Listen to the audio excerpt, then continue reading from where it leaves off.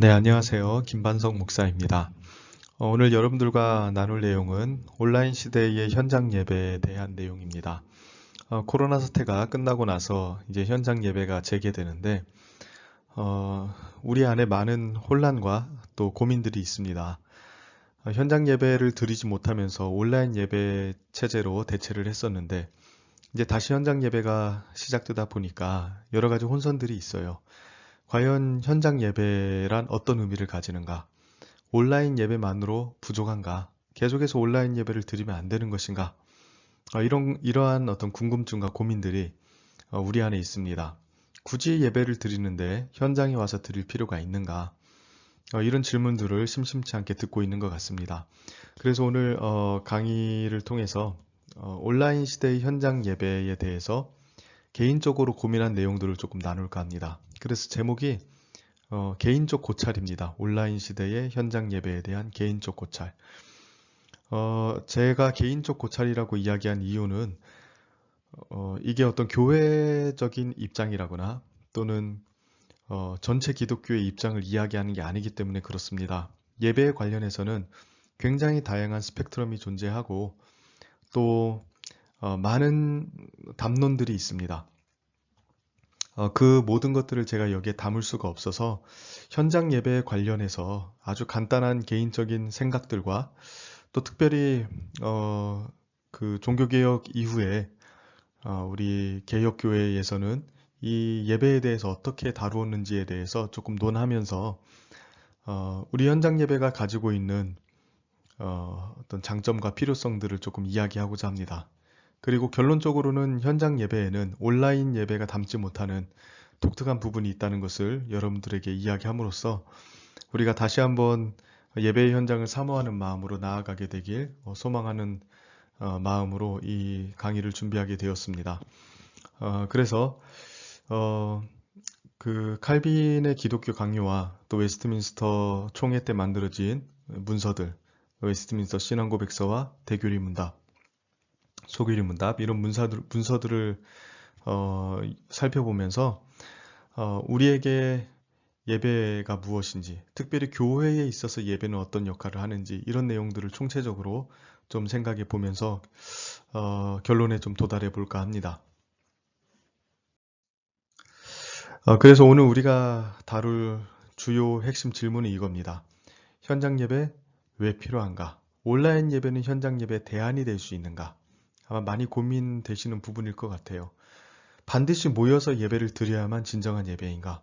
사실 우리 지금까지 코로나 사태 때문에 흩어져서 예배 드리지 않았습니까? 그리고 흩어져서 예배를 드리는 그 행위에 많은 의미들을 우리가 부여했었습니다. 만약에 온라인 예배도 현장 예배 못지않은 현장 예배 대안으로서 제시될 수 있는 예배라면 굳이 다시 모여서 예배 드릴 필요가 있는가? 이런 고민들이 따라올 수가 있잖아요. 그래서 이 질문들을 메인 퀘스천으로 삼고 우리가 논의들을 조금 이끌어 나가면서 어떤 고민을 좀 담아보고 또 답도 좀 구해보는 시간을 가졌으면 좋겠습니다. 먼저 우리가 고민해야 될 부분은 이겁니다. 교회에 관련된 내용입니다. 왜 예배를 논하면서 교회에 대한 이야기를 먼저 꺼내느냐 하는 생각이 드실 분들도 있을 거예요. 그러나 단순하게 생각하면 이렇습니다. 예배는 교회의 행위입니다. 그러니까 교회를 떠나서는 예배에 대해서 논할 수가 없죠. 그래서 예배가 무엇인지 또 현장 예배가 왜 필요한지를 논하기 위해서는 우리는 먼저 교회란 무엇인지 또 교회란 어떻게 세워지는지 이런 부분들을 먼저 좀 짚고 넘어가야 됩니다. 그래서 예배를 생각할 때 그냥 생각하는 게 아니라 교회적 차원에서의 예배를 먼저 생각할 필요가 있다는 것이죠. 근데 교회에 대해서 먼저 고민할 때에도 우리가 질문해야 되는 게 있습니다. 그게 뭐냐면 교회는 어떻게 세워지는가 하는 부분입니다. 우리가 교회에 대해서 여러 가지 고민도 하고 질문도 할 때 일반적으로 가장 먼저 이야기하는 게 무엇인가요? 교회란 무엇인가? 이걸 우리가 먼저 질문하죠. 교회는 무엇인가? 교회는 교회의 본질은 무엇인가? 교회를 구성하는 건 무엇인가? 교회에서 제일 중요한 건 무엇인가? 그러니까 무엇인가를 먼저 질문합니다. 그런데 저는 이 질문보다 더 중요한 질문이 있다고 생각을 하는데요. 그게 뭐냐면 교회는 어떻게 세워지는가 하는 부분입니다. 교회는 어떻게 세워지는가? 교회는 어떻게 생기는가? 이거를 먼저 우리가 고민해 봐야 될 필요가 있습니다. 왜냐하면 일단은 교회가 무엇인지를 논하기 위해서는 교회라는 게 존재해야 되잖아요. 그렇죠? 교회라는 게 존재해야만 교회가 무엇인지를 논할 수 있는 거 아닙니까? 그렇기 때문에 교회란 무엇인가를 논하기 전에 가장 먼저 질문해야 될 것은 교회라는 게 어떻게 생기는가? 이 부분을 먼저 질문해 봐야 됩니다. 그리고 교회가 어떻게 세워지고 교회가 어떻게 탄생되는지를 알면 그 교회가 세워지는 방식이 잘 실현되었을 때 교회의 본질이 존재할 수 있다고 이야기할 수 있는 거 아닙니까? 그렇기 때문에 교회의 본질이 뭐냐? 이걸 먼저 질문하기 앞서서 교회란 어떻게 생기냐? 교회의 본질은 어떻게 창조되는 것인가? 교회는 어떻게 형성되는 것인가? 이 질문을 먼저 하는 것이 옳다고 생각됩니다. 제가 속한 장로교에서는 교회가 세워지는 걸 이렇게 이야기를 합니다. 하나님께서 우리에게 구원하시는 은혜를 베풀어 주시죠. 죄인들에게 하나님이 구원하신 은혜를 베풀어 주셨을 때 단순하게 이야기해서 교회 공동체가 생긴다고 이야기를 합니다. 아주 단순화된 도식을 제가 이야기해 드리는 거예요. 하나님께서 죄인들을 구원하시는 그 구원 행위가 있을 때 그 하나님의 구원하시는 은혜로 말미암아 교회 공동체가 생기는 겁니다. 그런데 우리가 여기서 간과하지 말아야 될 건 뭐냐면 하나님께서 죄인들에게 은혜를 베풀어 주셔서 그들을 구원하시는데 어떤 방식으로 구원하시느냐 하는 겁니다. 그러니까 하나님께서 죄인들에게 은혜를 베풀어 주세요. 구원하시는 은혜를 베풀어 주셔서 그들을 교회로 이끄시고 또 교회의 멤버로 세워 가시는 건데 하나님이 마구잡이로 죄인들을 구원하시고 회심시키시나요? 그냥 뭐 그럭저럭 살아가고 있는데 갑자기 하나님께서 불현듯 닥치셔서 회심시키시나요? 물론 그런 경우도 있을 겁니다. 그러나 일반적으로 하나님께서 죄인들에게 구원의 은혜를 베풀어 주시고 교회를 세우실 때 그냥 마구잡이로 하시는 게 아니라 은혜의 방편이라는 걸 사용하셔서 죄인들을 구원하십니다. 그러니까 하나님께서 우리에게 은혜를 베풀어 주실 때 은혜를 베풀어 주시는 방편들이 있다는 거예요. 쉽게 말하면 통로 같은 겁니다. 하나님의 은혜가 우리에게 다가오는 통로가 있다는 거예요. 그냥 마구잡이로 하나님께서 아무런 도구도 활용하지 않으시고 우리에게 직접적으로 은혜를 쑥 집어넣는 것이 아닙니다. 성경에서 혹은 기독교 역사에서 늘 고백해왔던 건 뭐냐면 하나님께서 죄인들에게 은혜를 베푸실 때 수단을 활용하신다는 겁니다. 은혜의 방편들을 활용하신다는 겁니다. 그래서 이 은혜의 방편을 통해서 죄인들을 변화시키시고 구원하시고 세워가실 때 교회도 세워지는 것이죠. 더 쉬운 말로 은혜의 방편이 있는 곳에 하나님의 구원의 은혜가 임하고 그 구원의 은혜가 임하는 곳에 죄인들이 변화되어 교회 공동체가 세워지는 것입니다. 그래서 교회가 어떻게 세워지느냐? 쉽게 말하면 은혜의 방편을 통해서 세워진다라고 이야기할 수 있는 겁니다. 그러면 이 은혜의 방편이란 도대체 뭐냐? 하나님께서 우리에게 은혜를 주실 때에 사용하시는 수단들이 있는데 그 수단들이 무엇인가? 크게 세 가지를 이야기할 수 있는데 첫 번째로는 말씀이고요. 두 번째로는 성례입니다. 그리고 세 번째로는 기도입니다. 말씀과 성례와 기도 이 세 가지가 일반적으로 은혜의 방편이라고 이야기를 해요.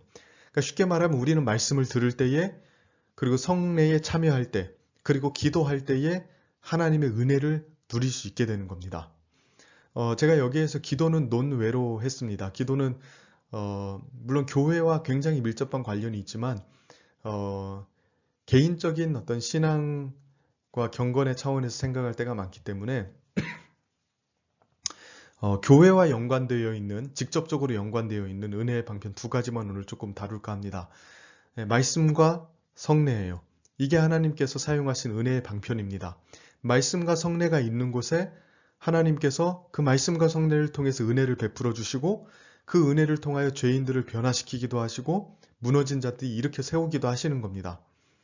그래서 개혁교회, 특별히 종교개혁 이후에 그 개혁교회에서는 은혜의 방편을 뭐라고 이야기했냐? 교회의 표지와 연결시켜서 이야기를 했습니다. 그러니까 교회의 표지, 교회라면 반드시 가지고 있어야 되는 게 뭐냐라고 물어볼 때 종교개혁자들을 비롯한 신학자들은 뭐라고 이야기했냐면 은혜의 방편이 있어야 된다는 거예요. 말씀과 성례가 있는 게 교회의 표지다라고 이야기했던 겁니다. 이 공동체, 이 집단이 교회라고 이름할 수 있으려면 반드시 말씀과 성례가 있어야 된다는 거예요. 말씀과 성례가 있어야만 교회입니다. 왜 그럴까요? 예, 말씀과 성례를 통해서 하나님께서 은혜를 베풀어 주시고 말씀과 성례를 통해서 사람을 구원시키시고 세우시기 때문에 말씀과 성례라는 이 은혜의 방편이 없는 곳에는 교회가 탄생될 수가 없는 거예요. 이 은혜의 방편이 없는 곳에는 교회로서의 본질이 창조될 수가 없는 겁니다. 그래서 말씀과 성례라는 이 은혜의 방편이 있는 것을 가리켜서 교회라고 이야기하는 것입니다. 아주 간단하죠. 하나님의 말씀이 선포되고 성례가 시행되는 곳이 교회다. 이거는 저 혼자만의 주장이 아닙니다. 존 칼빈이라는 우리 장로교회 신학을 집대성하고 또 정립했던 뛰어난 신학자인데요. 교회를 이야기할 때 이렇게 이야기해요. 제가 한번 읽어볼게요. 교회라는 명칭이 땅 위에 흩어져 있는 사람들 가운데 한 분 하나님과 그리스도를 예배한다고 고백하는 자들의 무리를 지칭하기도 한다. 곧 세례를 통하여 믿음에 속한 생활을 시작하고 성찬을 참여함으로써 참된 교리와 사랑으로 하나가 되었음을 증거하며 주의 말씀 안에서 일치하며 또한 말씀을 전하는 일을 위하여 그리스도께서 제정하신 사역을 보존하는 무리들. 이게 이제 교회라고 이야기합니다. 교회란 뭡니까? 세례가 있고요. 성찬이 있습니다. 그리고 주의 말씀이 있어요. 이 세 가지가 있는 곳이 교회라고 이야기합니다. 세례와 성찬은 합쳐서 성례라고 이야기하죠. 그 말씀. 성례와 말씀. 이 은혜의 방편이 있는 곳이 교회라는 명칭을 붙일 수 있다고 이야기하는 거예요. 계속해서 기독교 강요 4권 1장 9절을 보면 또 이렇게 이야기해요. 이로써 교회의 모습이 나와서 우리 눈에 보이게 된다. 그러니까 교회의 모습이 눈에 보인다고 합니다. 뭘 통해서 눈에 보이나요? 교회가 어디서든 하나님의 말씀이 순결하게 전해지고 또한 그 말씀을 들으며 그리스도께서 정하신 규례를 따라서 성례가 시행되면 거기에 하나님의 교회가 존재한다는 것을 의심해서는 안 될 것이다. 자, 교회의 모습이 눈에 보이는 형태로 존재하는데 뭘 보면서 저게 교회다라고 이야기할 수 있냐면 하나님의 말씀이 순결하게 전해지는 거예요. 그리고 성례가 시행되는 거예요. 그러면 거기에 뭐가 있어요? 하나님의 교회가 존재한다는 걸 의심해서는 안 된대요. 왜 그렇습니까? 하나님의 말씀과 성례를 통해서 하나님께서 거기에 은혜를 부어주시기 때문에 은혜를 부어주시면 죄인이 변화되고 구원받는 역사가 일어나잖아요. 그러한 역사가 일어나면 거기에는 교회로서의 본질이 창조되게 됩니다. 그래서 교회의 모습이 보이기 시작하는 겁니다. 또 보실까요? 기독교 강요 4권 1장 9절을 보면 이렇게 이야기해요. 거기에 말씀의 사역이 있고 또한 그 사역을 공경하고 있다면 그리고 성례를 정당하게 시행한다면 의심의 여지 없이 그 무리를 교회로 인정받아 마땅할 것이다. 왜냐하면 거기에 열매가 없지 않다는 것이 분명하기 때문이다. 네, 말씀의 사역이 있고 성례가 정당하게 시행이 돼요. 그럼 뭐가 없지 않아요? 열매가 없지 않대요. 이 말은 뭐냐면 말씀의 사역과 성례의 시행을 통해서 하나님이 열매를 만들어내신다는 거예요. 그 열매가 있는 곳에 교회로서의 본질적인 모습들이 창조가 되는 거죠. 그러니까 제가 초도에 말씀드린 거 있죠. 교회가 무엇이냐를 물어보기 전에 교회가 어떻게 생기느냐를 먼저 물어봐야 된다고요. 왜? 말씀과 성례를 통해서 하나님께서 구원의 은혜를 베풀어 주시는 곳에는 교회가 무엇인지가 분명히 나타나기 때문에 그래요. 좀 더 우리 장로교의 직접적인 문서들을 좀 볼까요? 웨스트민스터 대교리 문답 154문입니다. 자, 그리스도께서 자기 중보의 혜택을 그 몸된 교회에 전달하시는 외적 방편이 무엇입니까? 자, 중보의 혜택이라는 건 무엇입니까? 아주 쉽게 말하면 구원의 은혜를 가리킵니다. 그리스도께서 하나님과 우리의 중보자가 되셔서 하나님의 은혜를 우리에게 전달해 주시는 분이잖아요. 그러니까 이 그리스도의 중보자의 역할로서 받는 이 혜택을 우리가 어떻게 받냐? 어떻게 받냐? 이걸 물어보는 거예요. 그냥 막 주시는 게 아니죠. 외적인 방편을 통해서 주신대요. 그냥 아무런 그 수단이나 방법 없이 그냥 툭 하고 전달해 주시는 게 아니고 또 직접적으로 우리 마음속에 쑥 집어넣으시는 게 아니라 외적인 방편이 있답니다. 그 외적인 방편이 무엇입니까? 예, 읽어볼까요? 답을. 그리스도께서 자기 중보의 혜택을 그 몸된 교회에 전달하시는 외적 또는 일반적인 방편은 그의 모든 규례인데 특별히 말씀과 성례와 기도입니다. 뭡니까? 말씀과 성례와 기도. 아까 기도도 은혜의 방편에 들어간다고 이야기했습니다.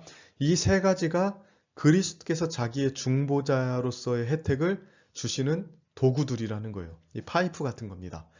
그러니까 말씀과 성례와 기도를 우리가 적극적으로 활용하고 여기에 참여할 때 우리는 중보자의 혜택을 누릴 수 있는 거예요. 이 부분을 우리는 굉장히 중요하게 여겨야 됩니다. 요즘 뭐 신비주의 계열의 어떤 신앙을 가진 사람들은 이 외적인 방편을 굉장히 무시합니다. 말씀과 성례와 기도. 어떻게 보면 굉장히 인간적인 도구들 아닙니까? 하나님은 이런 것들을 사용하셔서 우리에게 자기의 은혜를 전달하시거든요. 근데 막 직통계시 받는다고 이야기하고 또 뭐 마음속에 직접적으로 은혜가 임하는 것만 뭐 성령의 역사로 인정하는 그런 신비주의 계열에서는 이런 걸 인정하지 않죠. 뭐 외적인 수단을 통해서 하나님의 은혜가 우리에게 임한다. 이런 개념 자체가 없습니다. 그러다 보니까 뭐 직통계시 직접적으로 은혜를 받는 것, 직접적으로 뭐 마음이 평안해지는 것 이런 것만 성령의 역사라고 이야기를 합니다. 그런데 우리 전통 기독교는 그렇게 가르치지 않았습니다. 말씀과 성례와 기도, 이 수단들을 통해서 외적인 수단들을 통해서 하나님이 우리에게 은혜를 베풀어 주세요. 그러니까 이런 것들이 시행될 때 교회는 세워지는 거고 성도들도 세워지는 겁니다. 그래서 정리해보자면 은혜의 방편인 말씀과 성례, 또 추가적으로 기도도 있습니다. 이것들이 있을 때 교회의 표지, 교회가 무엇인지가 보이게 됩니다. 그리고 말씀과 성례가 잘 시행되면 교회됨이 훨씬 더 분명하게 드러나는 거죠. 그런데 자, 질문해 볼까요? 이 말씀과 성례는 언제 하는 겁니까? 여기서 말하는 말씀이라는 것은 그냥 뭐 개인적으로 성경 묵상하거나 또 뭐 경건서적을 읽으면서 나름 신앙 발전을 힘쓰는 그런 어떤 말씀 연구 이런 것들도 의미할 수 있습니다. 그러나 직접적으로 이 말씀은 이따 또 설명하겠지만 설교를 의미합니다. 그리고 성례는 세례와 성찬을 의미하죠. 이 말씀과 성례는 어디에서 이루어지는 겁니까? 예배 가운데 이루어집니다. 말씀과 성례가 예배 가운데 이루어지기 때문에 조금 단순하게 이야기하면 교회는 예배를 통해서 세워지는 겁니다. 은혜의 방편이 모두 예배 가운데 집약되어 있지 않습니까? 뭐 기도까지도 예배 가운데 들어있잖아요. 그 은혜의 방편이 예배 가운데 집약되어 있기 때문에 어떻게 보면 교회는 예배를 통해서 세워지고 예배를 통해서 교회의 표지됨을 나타낸다고 이야기할 수 있습니다. 그래서 또다시 칼빈의 말을 빌려서 이야기를 한번 해볼 텐데요. 이렇게 이야기를 해요. 저는 이 부분을 정말 이 부분을 읽고 굉장히 마음에 감동을 많이 받았는데요. 이렇게 이야기합니다. 교회는 오로지 외적인 설교를 통해서 세워지며 또한 성도들은 오직 하나의 끈에 의해서만 묶여지며 하나로 연합하여 배우고 전진함으로써 하나님께서 세우신 교회의 질서를 유지한다는 것이다. 자, 보십시오. 아까 말씀과 성례가 교회를 세우는 아주 중요한 방편이라고 이야기를 했는데 이 말씀에 대해서 뭐라고 이야기하나요? 설교라고 이야기합니다. 외적인 설교. 이 외적인 설교는 어떤 설교인가요? 여러분들이 생각하는 그 설교입니다. 설교자를 통해서 예배 시간에 선포되는 그 설교. 교회는 오로지 이 외적인 설교를 통해서 세워진대요. 그러니까 이 설교가 아까 우리 전통 신앙에서 고백하는 은혜의 방편인 말씀입니다. 그러니까 단순히 뭐 개인적 큐티라든가 성경 공부라든가 이런 걸 의미하는 게 아니라 말씀과 성례라고 했을 때 그 말씀은 설교를 의미해요. 예배 시간에 선포되는 설교. 그러면서 뭐라고 이야기하냐면 또한 성도들은 오직 하나의 끈에 의해서만 묶여지며 또 하나로 연합하여 배우고 전진함으로써 하나님께서 세우신 교회의 질서를 유지한다. 자, 보십시오. 외적인 설교가 있을 때 성도들이 하나의 끈에 의해 묶여지는 일도 있는 거고요. 하나로 연합하는 일도 있는 거고요. 배우는 일도 있는 거고요. 전진하는 일도 있는 거예요. 심지어 교회의 질서까지도 유지되는 일이 있는 거예요. 그러니까 이 설교가 이 모든 것들을 창조해내는 겁니다. 설교 따로, 뭐 교제 따로, 뭐 양육 따로, 교회 질서 잡는 것 따로 이렇게 있는 게 아니에요. 설교가 시행됐을 때 교회가 묶여지기 시작하고요. 연합하여 배우기 시작하고요. 전진하기 시작합니다. 그리고 교회의 질서가 유지되기 시작합니다. 이게 다 하나님께서 은혜의 방편으로 선택하신 설교를 통해서 이루시는 일들입니다.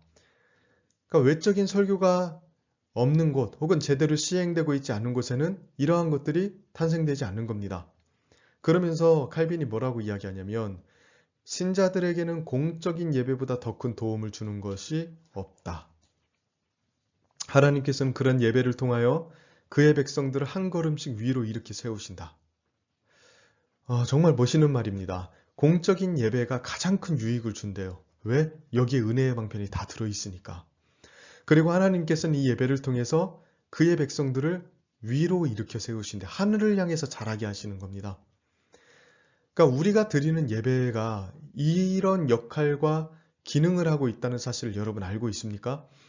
그냥 우리는 예배 드린다고 하면 주일에 한번 와서 늦지 않게 예배당에 앉아서 그냥 하나하나 순서에 참여하고 그리고 마치 하나님께 의무를 다했다는 식으로 예배드리고 가는 경우가 많은데 물론 예배는 우리가 하나님 앞에 지켜야 되는 의무 중에 하나입니다. 그러나 예배는 우리를 형성하는 아주 큰 힘이 있습니다. 예배는 단순히 의무로서 행하도록 우리에게 지어지지 않았습니다. 예배를 통해서 하나님은 우리를 묶여지게 하셨고 연합하여 배우게 하셨고 하늘을 향해 자라게 하셨고 교회의 질서를 유지하게끔 만들어 주셨다고요. 그러니까 예배를 통해서 형성되고 자라난다는 그 개념, 그 마음이 우리에게 분명히 필요하다는 거예요. 이 생각을 가지고 여러분들이 예배에 참여하셔야 돼요. 예배는 우리를 하늘을 향해 자라게 하는 아주 귀한 은혜의 방편입니다. 그래서 정리해보자면 이렇습니다. 교회는 예배 가운데서 세워지고 예배를 통해서 참된 교회임을 나타낸다. 그러니까 예배가 있는 곳에 은혜의 방편이 있고 은혜의 방편이 있는 곳에 참된 교회됨이 있는 거예요. 그래서 예배를 통해서 우리는 우리가 교회라는 것을 나타내고 또 예배를 통해서 자라나는 겁니다. 즉 예배가 있는 곳에 교회가 있는 겁니다. 예배를 빼놓고 교회를 논할 수 없습니다. 신앙 있는 사람들이 뭐 카페에 모인다고 해서 그게 교회냐? 넓은 개념으로서는 교회라고 이야기할 수 있어요. 왜? 우리가 흔히 이야기하는 것처럼 내 자신이 교회잖아요. 예, 내 자신이 교회니까 내가 어디를 가든지 교회는 어디나 있다. 뭐 이렇게 이야기할 수도 있습니다. 그러나 교회라는 개념을 그렇게 개개인별로 환원해서 생각하는 것에는 위험도 따릅니다. 교회라는 개념을 가질 때 우리는 너무 쉽게 뭐 내가 교회니까 내 마음속에 그리스도가 계시니까 내가 살아있는 성전이니까 뭐 내가 있는 곳에 교회가 있는 거 아니야 이렇게 쉽게 이야기합니다. 물론 맞는 얘기입니다. 그러나 그게 교회를 설명하는 큰 개념은 아닙니다. 그러니까 우리가 교회를 설명하는 또 한편에서의 개념인 건 맞지만 교회를 설명하는 큰 개념은 아닙니다. 교회는 공동체성을 가지고 있고 그 공동체가 모여서 예배하는 것을 통해서 교회됨을 드러내는 겁니다. 이런 부분에서 교회에 있어서 예배는 굉장히 중요합니다. 교회에 있어서 예배의 중요성을 거듭거듭 강조하는 내용들이 참 많이 있습니다. 대한예수교 장로의 통합헌법입니다. 장로교의 통합헌법인데 제4편 예배와 예식 6-3번 예배와 목회적 돌봄 1항에 보면 이렇게 이야기를 해요. 그리스도인들은 무엇을 통해서요? 예배를 통하여 경건의 삶을 배우고 영적인 성장을 이루어 서로 간의 목회적 돌봄에 참여한다. 자, 예배를 통해서 뭘 세웁니까? 경건의 삶을 세운대요. 우리는 경건의 삶을 세우며 먼저 개인적으로 새벽 기도하고 큐티하고 묵상하고 이런 거 먼저 생각하잖아요. 근데 사실은 그렇지 않다는 거예요.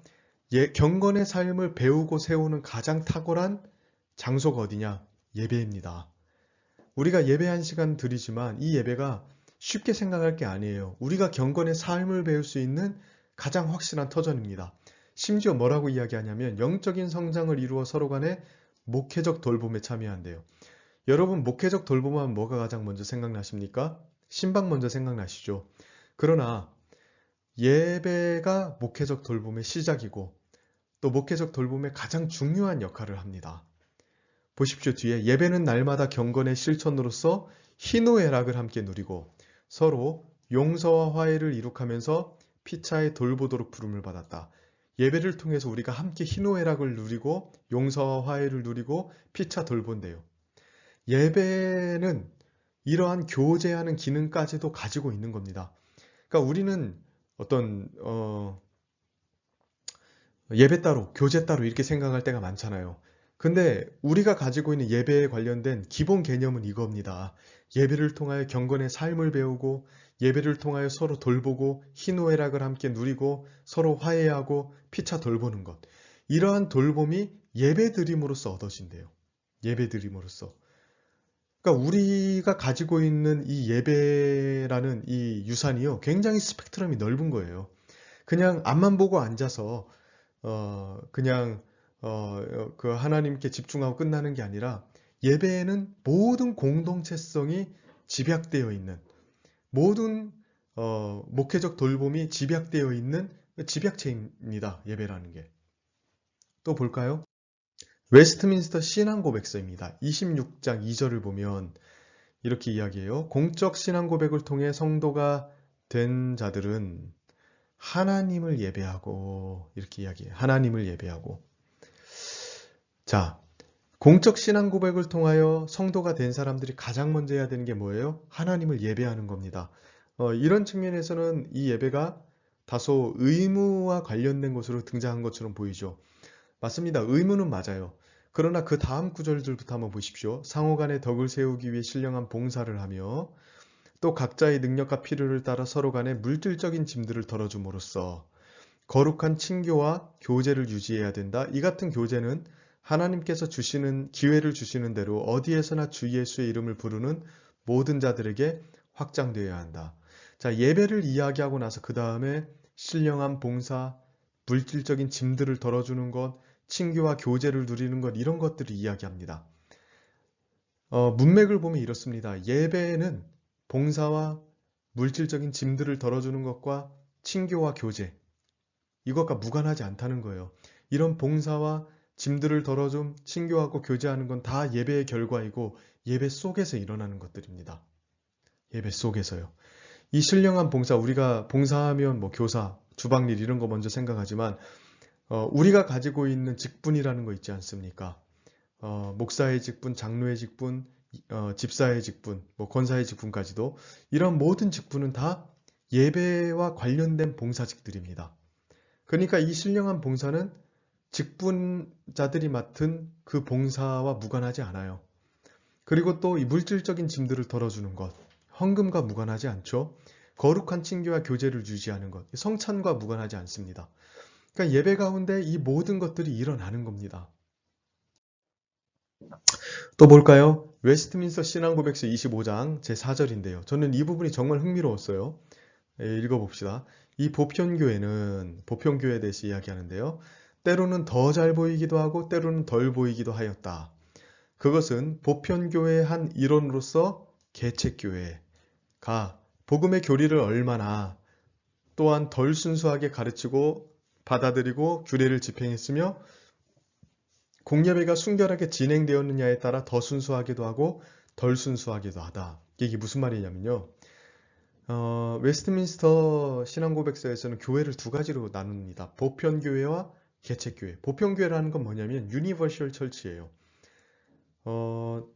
시간적으로 공간적으로 한계를 깨트리고 예수 그리스도를 믿는 총수의 모임.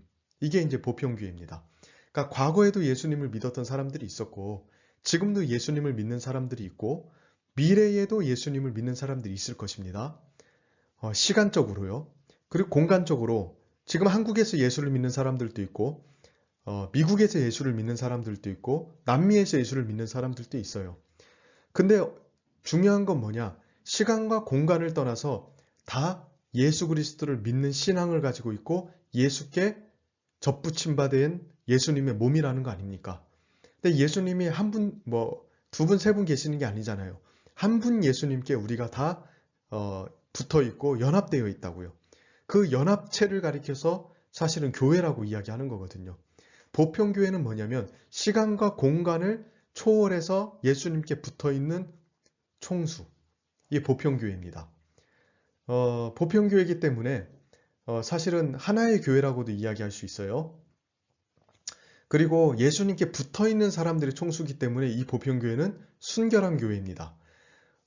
여기 개척교회라고 이야기하는데 지역교회나 개척교회, 이 보이는 교회, 이런 교회들은 마냥 순결하지만 않아요. 왜냐하면 주님께서 말씀하셨던 것처럼 알곡과 가라지가 섞여 있거든요. 예수님 믿지 않는 사람들도 심지어 믿었다고 착각하는 사람들까지도 이 개척교회 안에는 다 포함되어 있기 때문에 모두가 다 영적으로 예수님과 연결되어 있다라고 이야기할 수는 없어요.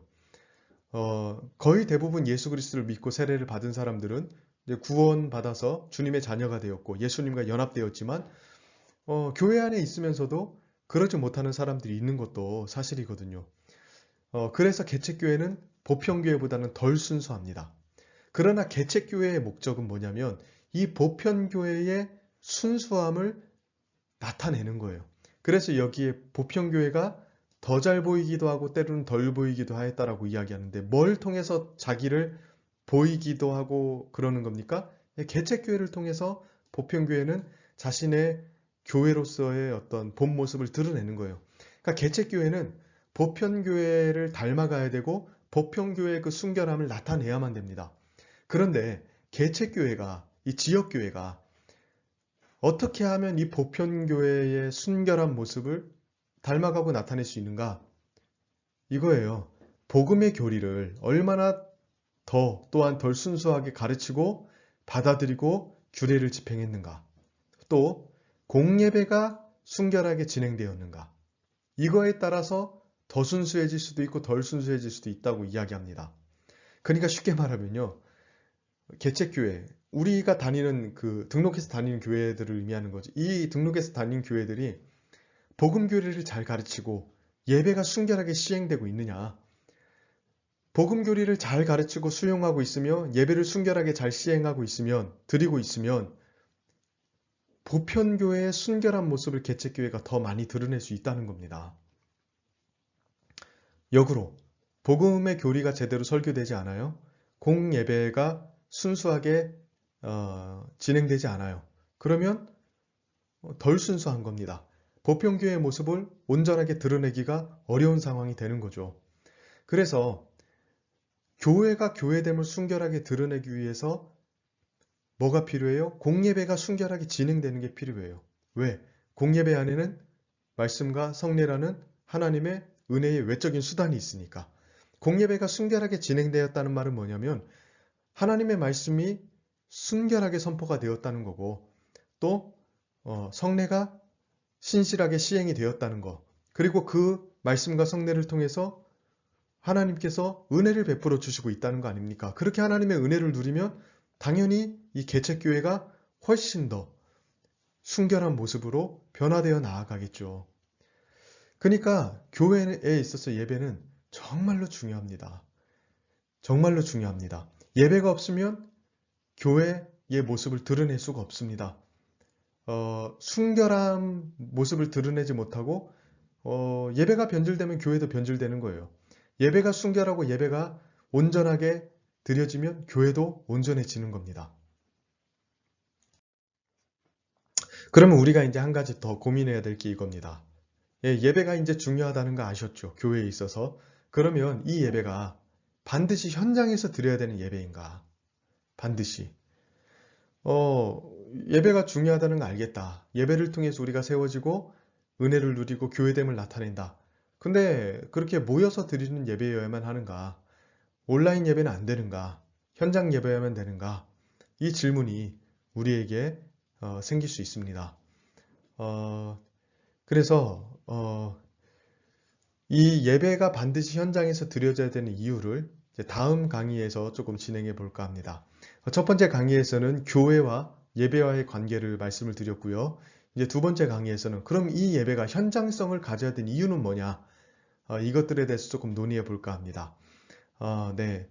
1강을 통해서 예배와 교회에 관련된 내용들을 잘 정리하시고 또 제가 지금 인용한 문헌들을 보시면 알겠지만 소위 개혁주의라고 이야기하는 또 장로교가 따라가는 그런 신학들을 가지고 제가 설명을 하고 있는 건 알고 계실 겁니다. 그리고 제가 이 견지에서 예배를 설명하고 있기 때문에 예배에 관련해서 스펙트럼이 넓게 설명하고 있지는 않습니다. 그 점을 염두에 두시고 강의를 들으셨으면 좋겠습니다. 네, 두 번째 강의에서 뵙도록 하겠습니다.